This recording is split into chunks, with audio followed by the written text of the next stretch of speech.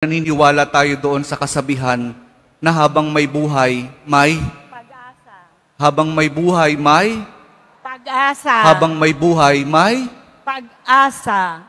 pagsubok. Dahil tayo katiwala ng Diyos, binibigyan din niya tayo ng iba't ibang klase ng pagsubok. Kaya po doon sa pagsubok na yon, saka pa lang natin mauunawaan na talagang ang ating buhay ay mayroong, habang may buhay, mayroong, Pag-asa. habang may buhay, may Pag-asa. pagbangon. Huwag niyong hayaan na kapag meron kayong pinagdaraan ng pagsubok, ay hindi kayo babangon.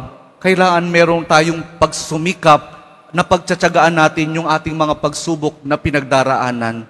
At kapag merong pagsubok at merong pagbangon, saka pa lang natin mauunawaan na talagang ang ating buhay, na habang may buhay, may Pag-asa. habang may buhay, may Pag-asa. pag-ibig.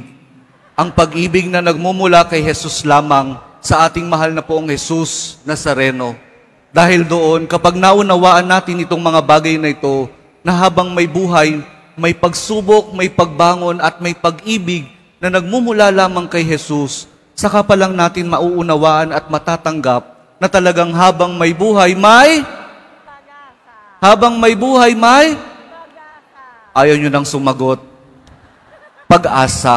Sapagkat hindi po tayo ipapahiya ng pag-asa na nagmumula sa ating mahal na poong Jesus Nazareno. Amen?